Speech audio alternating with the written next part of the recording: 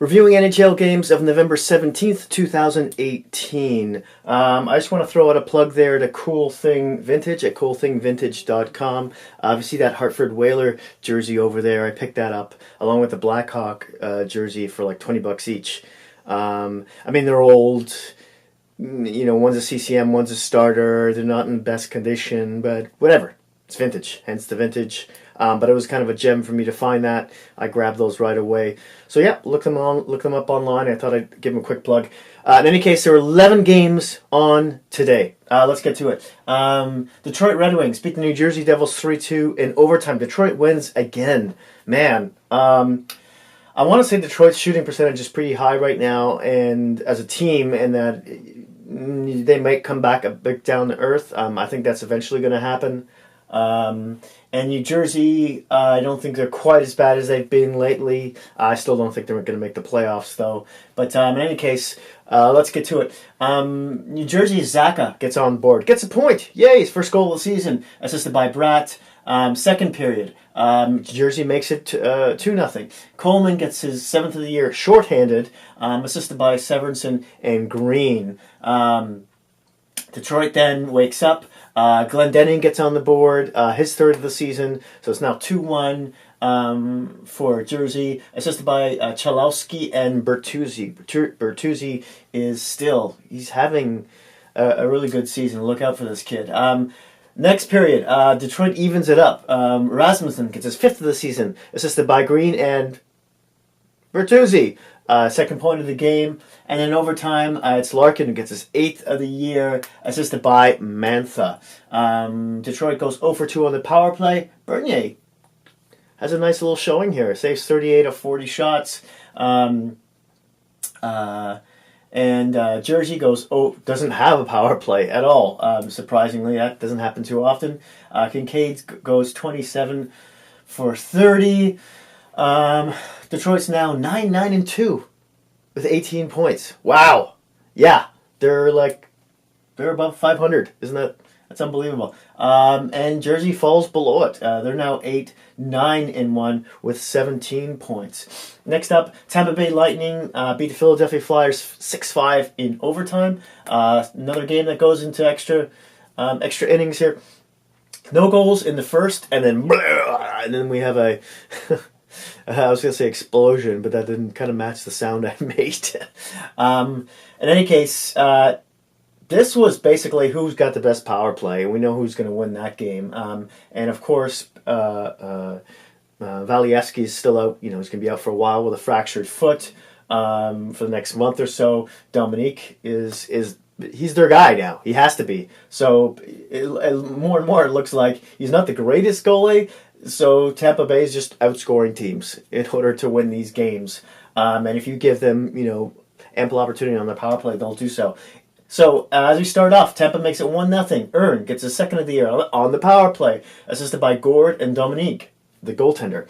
Tampa then makes it 2-0. Paquette gets his 3rd of the season, assisted by Earn and Coburn. Kind of rhymes. Sound like a buddy cop duo. Philly bites back. JVR, there he is. This is his 2nd game back. Look out, he's going to start racking up those points. His 1st of the year on the power play, assisted by Gostisfire, the Ghost, and Giroux.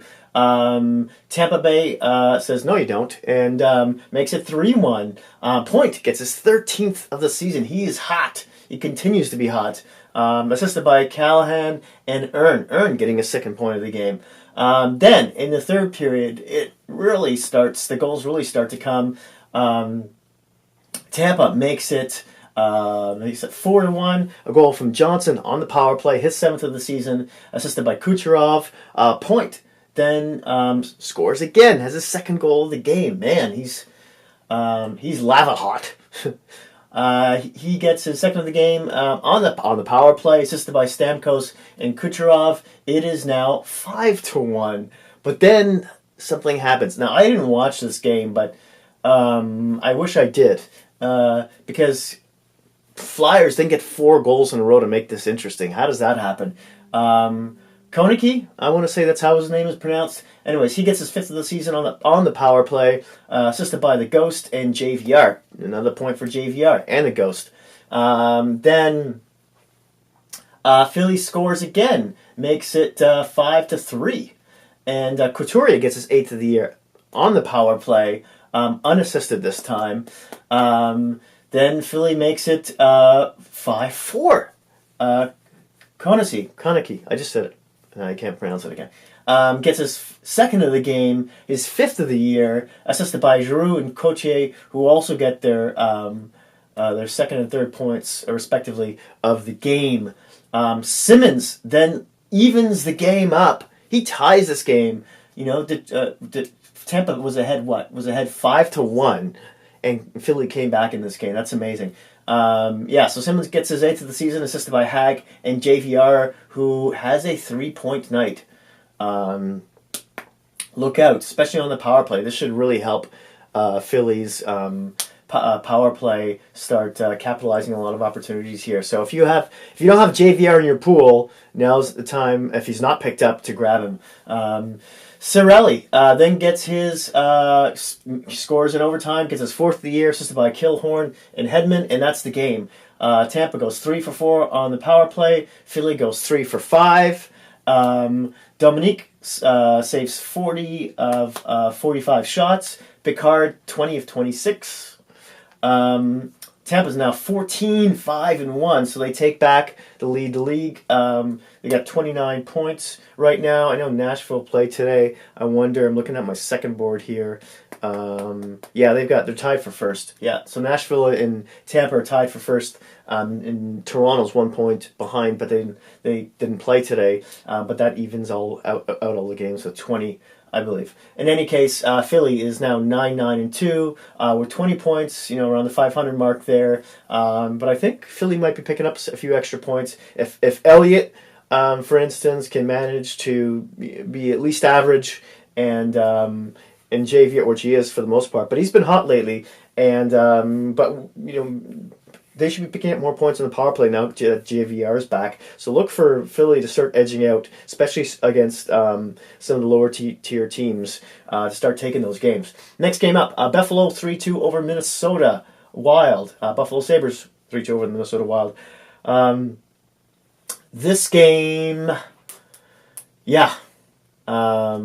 Minnesota could have really kept that pace. They're starting to cool off a little bit. Buffalo, what up with that? They look like they're going to make the playoffs at this rate.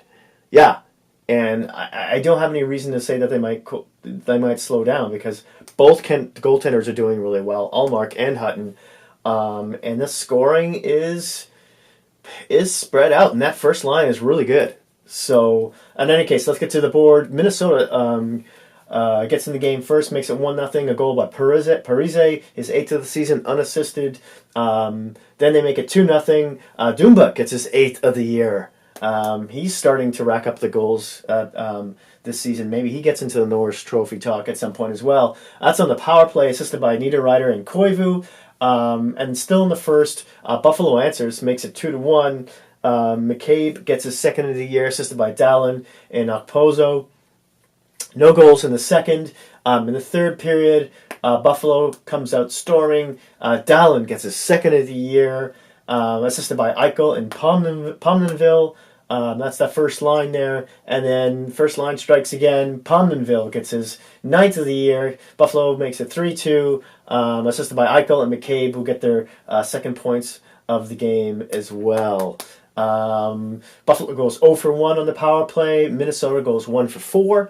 Ullmark makes 37 saves on 39 shots. Dubnyk 26 of 29. Buffalo's now 12-6-2 with 26 points.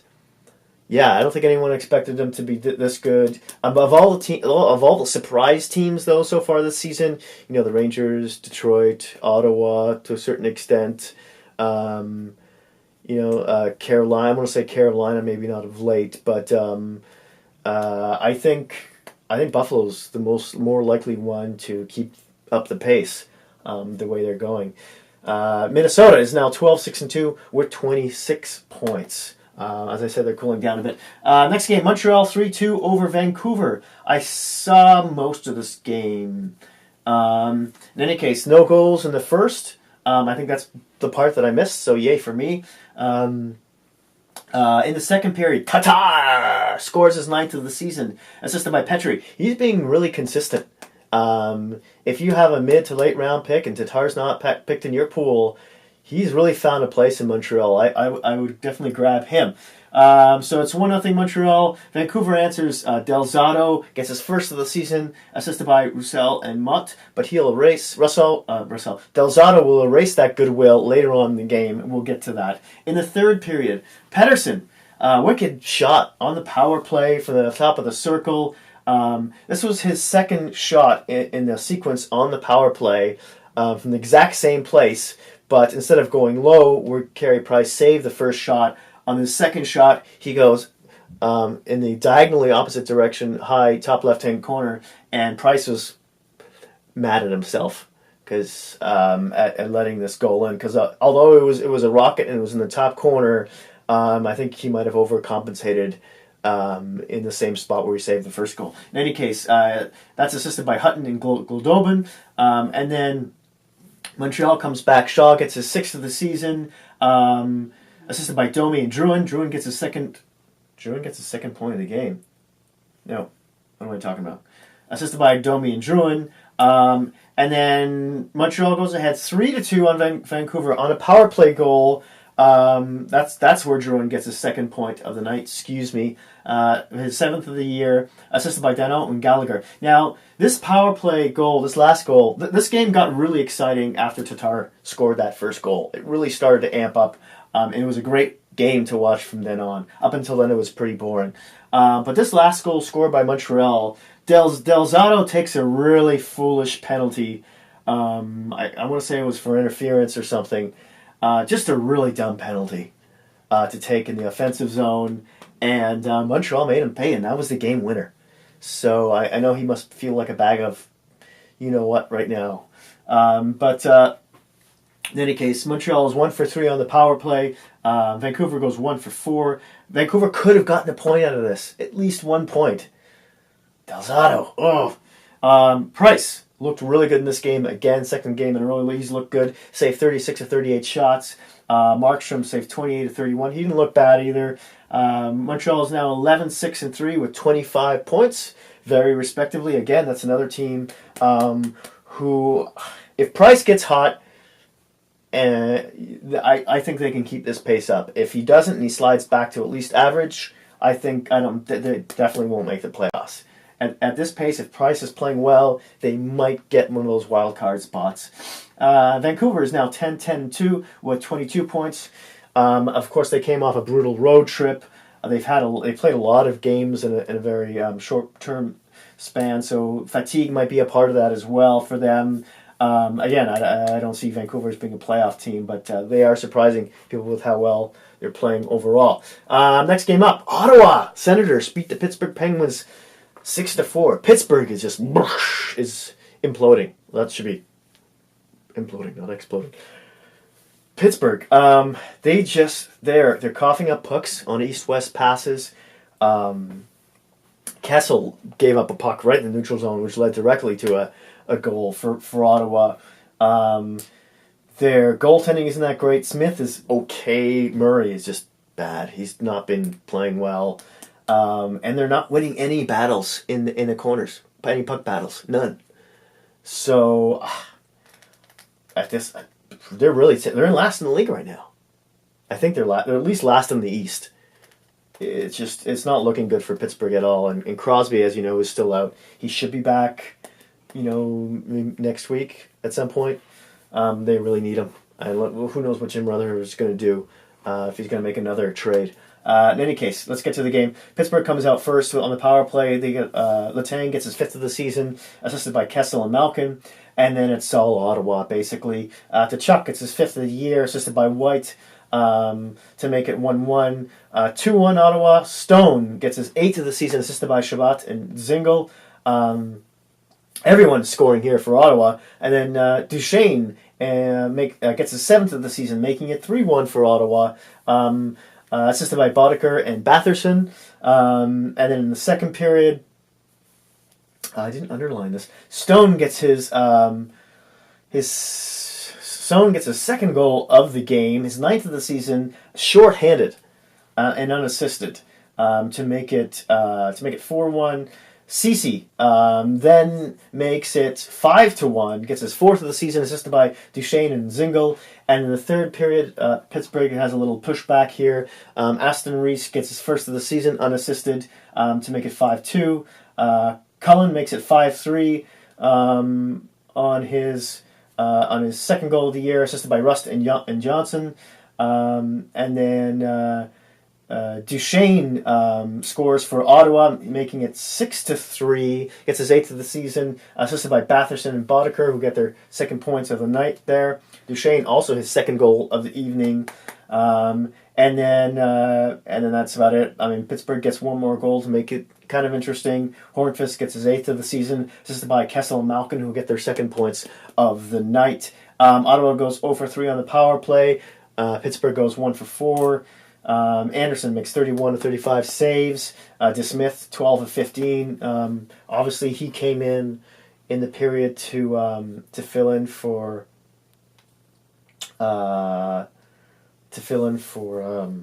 Murray.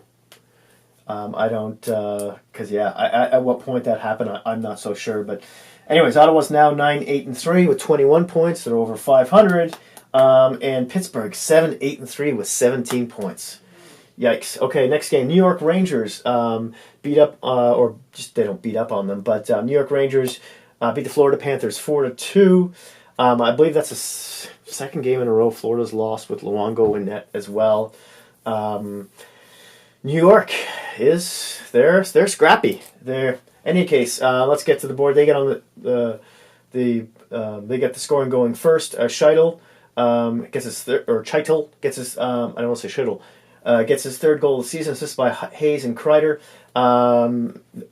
Florida then evens it up at 1-1. Hoffman, a beautiful goal out of the circle. His 8th of the season. Just a wicked one-timer. He's looking good. And it's his... I think he's broken a record for Ottawa now, or for the Florida Panthers now. He's got a point in 15 straight games. And Ottawa gave him up for a bag of pucks. Yeah. Assisted by Dadonov and Barkov. Ekblad then makes it 2-1. Florida gets his 3rd of the season on the power play, assisted by Matheson and Hoffman. Hoffman gets the 2nd point of the game. New York, the Rangers then even it up. Smith gets his 2nd of the season, assisted by Anderson and Kreider. Kreider gets his 2nd point of the night. Then moving on to the period number 2, New York goes ahead. Gets there, makes it 3-2. Namestnikov, I don't know how to pronounce it. Yeah, he gets his 2nd of the game, or 2nd of the season, assisted by Zimbabwe. And then in the 3rd period, Kreider gets his 11th goal of the season to make it 4-2 on the power play. His 2nd point of the night, assisted by Pionk, and Lundqvist gets an assist on this. So the Rangers go 1-for-2 on the power play. Lundqvist saves 39 of 41 shots. Florida goes 1-for-3 on the power play. Luongo saves 20 of 24. Rangers are now 10-8-2 with 22 points. Florida's now 7-7-3 with 17. I don't know. I really thought Florida would make the playoffs this year, at least get a wild card spot. But it's just with Luongo, without Luongo, I don't know. Something drastic's got to happen there. Trade, a coaching change, something. In any case, that's this board. I'm going to switch over to board number 2. Welcome to board number 2. All right. The Columbus Blue Jackets beat the Carolina Hurricanes 4-1. Carolina's on a bit of a slide now. They could really use some scoring. Let's see what happens between... could there be a trade in the workings coming with the Toronto Maple Leafs for you-know-who? I won't say his name, but you know who I mean. So anyways, the first period, Columbus gets on the board first. Atkinson gets his 10th of the season, assisted by Panarin and Dubois. Second period comes around. Atkinson gets his 2nd goal of the game, his 11th of the year. Assisted by Panarin. He gets his 2nd point of the night, his 2nd assist. Then Carolina makes it 2-1. Aho gets his 6th of the year, assisted by Trevor Van Riemsdyk. And then Columbus goes ahead 3-1 on a goal from Werenski. He gets his 4th of the season, assisted by Atkinson and Panarin. Atkinson, now his third point of the night, along with Panarin, gets his third assist of the night. And then Columbus goes ahead 4-1. Atkinson has the hat trick. Yeah, gets his 12th of the season on the power play, assisted by Wenberg and Dubois. Dubois gets his second point of the night as well. Atkinson has 4 points on this night. Good point. No goals in the third period. Columbus goes 1 for 5 on the power play. Carolina goes 0 for 3. Bobrovsky, who I think he was out for a couple games there. I think he had an illness, maybe the flu bug or something. Anyways, he same with Panarin. He was out a game or two. I think they might have had the same thing. I don't know. Bobrovsky saves 31 of 31 shots. Darling saves 20 of 24. So far, he's been a bit up and down. Columbus is now 12-6-2 with 26 points. Carolina's 8-8-3. I did not see any of this game at all, and Carolina also has 19 points overall. Next game, Boston Bruins 2-1 over the Arizona Coyotes. Boston's missing almost all their defense, like 5 of their 6 regulars on D. So they were, the wounded walking in this game, and Arizona couldn't take advantage of it. Anyways, Boston gets on the board first. Carlson gets his first of the year, assisted by Akiri. Sorry. Then DeBrusque makes it 2-0 Boston. He gets his 8th of the year, assisted by Marchand. Apparently there were some shenanigans in this game by him. So it's sad to hear that's starting to happen. Hopefully that's the first and last time we hear that this season, but I kind of doubt it. In the second period, Arizona makes it 2-1. Richardson gets his 6th of the season, assisted by Hinestroza. Yeah, love saying that name. No goals in the third. Boston is 0 for 2 on the power play. Arizona goes 0 for 4. 0 for 4. You got to convert one of those. Halak makes 32 of 33 saves. Halak has been really surprising. He's been stealing the net from Rask this season, who hasn't looked that good himself. Kemper continues his roller coaster up and down season, as well as with the Coyotes go him, because Ranta is still injured. He goes 21 for 23 on the shots. Boston's now 11-6-3 with 25 points.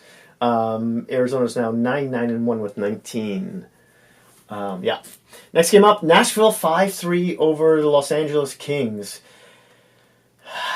I checked into this game when it was 2-1 for LA, and it's like I was in the upside down world or something. As we all know, LA, there's only one team worse than Pittsburgh in the league right now, and that's Los Angeles. And I couldn't believe my eyes. I rubbed them a couple times. This was, and they seemed to be playing with confidence too. And Nashville looked flat, and I was like, is Nashville going to lose? Is one of the best teams in the league going to lose to the worst? Not on this night. No, it's not happening. Anyways, Turris. Cal Peterson did look good for LA in this game, though. I mean, there's one goal, which was a little bit iffy, but LA just keeps pouring out those amazing goaltenders. So if it went for him, this game would have been a bit more. It might have been like 6 or 7-3, really. Anyways, no goals in the first. Second period, Nashville gets on the board first. Turris gets his 4th of the season on the power play, assisted by Ellis and Yossi, not Chelsea. LA then makes it 1-0. Thompson gets his 1st of the year, assisted by Toffoli and Kempe. Then LA goes up 2-1. Kopitar gets his 5th of the season, assisted by Brown. Nashville then evens it out. Jen Krok. He gets his 4th of the year, assisted by Ellis, who gets his 2nd point of the night. LA goes ahead 3-2. This was baffling as I was watching this, just unraveling. Iafallo gets his 4th of the season, assisted by Kopitar, who gets his 2nd point of the night, and Musin. And in the third period, it's all Nashville. Jen Cork gets a second point of the night, second goal of the game. Assist on the power play, assisted by Yossi, who gets a second point of the night, and Sissons. Jan Cork then gets a hat trick. Yeah, gets his sixth of the season, shorthanded, unassisted, to make it 4-3.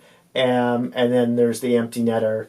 Bonio gets his second of the year, assisted by Watson and Sissons, who gets his second point of the night. Nashville goes for 2 for 4 on the power play. LA goes 0 for 3. Just an awful, awful power play they have. Rune saves 25 of 28. Peterson saves 38 of 42. Watch out for this kid. LA's really lucky that they have him. They've got a great goalie system there. Ranford, the goalie coach, just I don't know if that's on him as well. I mean, Peterson didn't have good numbers in the AHL. I mean, the whole team around them really wasn't that great, defense wise especially. But and his number, but he steps up and wow, he's really surprising a lot of people. And if Ranford just seems to have everything he touches turns to gold in terms of goaltenders. In any case, Nashville goes 14-5-1 with 29 points of the season. That's tied for first in the league with Tampa. Los Angeles is now 6-12-1 with 13 points. They're definitely not making the play. I'm going to go out on a limb here and say they're not making the play. I didn't think they were going to make the playoffs. I just didn't think they were going to be nearly this bad. Next up, we have Calgary. Flames beat the Edmonton Oilers 4-2. This was the game. This is the best game of the night right here. This was an amazing game to watch. I missed part of the first, but I saw the rest. And there was penalty filled. And if you see these power play markers, they're a bit elusive in the sense that there were many more penalties, but a lot of them just even themselves out because there were fights and so on. So Zach Kassian was just racked up a lot of penalty minutes in this game. For instance, Tkachuk was playing his agitating self. Lucic even got in on it. This was just all-around, just a great hockey game. I don't want to say old-time. I almost said old-time hockey, but it kind of was that. Brian Burke was loving this, so was Don Cherry. Okay, so Edmonton gets on the board first. Chasson gets his 7th of the season. Short-handed, assisted by Larson. And then the second period comes around. Edmonton goes ahead 2-0. McDavid on the power play gets his 11th of the season, assisted by Draisaitl. And then cue the comeback. Now, those first 2 goals weren't really Riddick's fault. Riddick is in net for this one, and Calgary just has a lot of confidence in him, and you felt that he was playing well, even though, they were down 2-0. You could tell that, okay, he was going to shut the door. You just felt it. Riddick just looks like a really confident goaltender, and it's funny how he celebrates the Calgary goals too. That's another entertaining thing to watch. You should check out the GIFs of him on social media. They're hilarious. Anyway, so Calgary makes it 2-1. Ryan gets his 2nd of the season on the power play. He's a free agent signing. They picked up. Assisted by Bennett and Hannafin on the power play. Was it Ryan? This is the Ryan that's from Carolina. Yeah, he was playing third line in Carolina. I always mix him up with the Ryan from Boston who signed with Columbus in the offseason because they were both UFAs. Yeah. Anyways, in the third period, Monahan makes it, ties the game, gets his 10th of the season, assisted by Hamonic and Gaudreau. Lindholm then makes it. Hold on a second. I'm missing something here. I'm missing a goal. 1, 2, 3. Okay, I was missing the empty netter there. I had to throw that in. Sorry about that. All right. So where were we? So Monahan tied the game, 10th of the season, assisted by Hamonic and Gaudreau, and then Lindholm gets his 10th of the season. To go ahead 3-2, assisted by Hannafin and Monahan. Hannafin gets the 2nd point of the game. Then Lindholm gets the empty netter, gets his 11th of the season, assisted by Hamonic. Edmonton goes 1 for 2 on the power play. Calgary goes 1 for 5. Koskinen makes 33 of 36 saves. So, I mean, he played decent as well. And Riddick makes 24-26. Edmonton's now 11-8-1 with 23 points. Calgary is now... Oh, I think I mixed this. I must have mixed this up. Yeah, sorry. Again, I keep on making mistakes with this game. Calgary is 11-8-1 with 23 points. And Edmonton is 9-9-1 with 19 points. Yeah, I don't know how I messed that up. I'm just checking something out here. Wow, I'm horrible today. Moving on to the last game of the night, though, we have San Jose Sharks against the St. Louis Blues. Yeah, that was correct with the points. I just kind of mixed those up. Yeah, so Edmonton's 9-9-1 with 19 points. Calgary's 11-8-1 with 23. Oopsie. Yeah. So I digress. So in the San Jose St. Louis game, 4-0.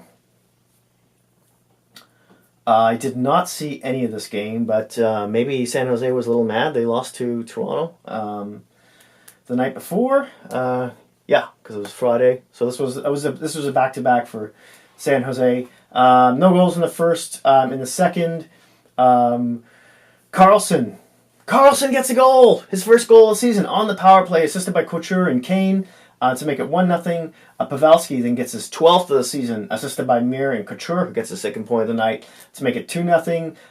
Kane then gets his 7th of the season, his second point of the night, assisted by Carlson, who gets his second point of the night, and Sumela. And then in the third period, Pavelski gets his 13th of the season, assisted by his second goal of the night, assisted by Couture and Mir, who get their second points of the evening as well. San Jose goes 1 for 2 on the power play. Dell is playing in that tonight, gets the shutout. Johnson, Dell might be playing more, because Jones seems to not be playing his best hockey as of late. Johnson saves 25 of 29. Yeah. San Jose is now 11-7-3 with 25 points, and St. Louis is 7-8-3 with 23. Yeah.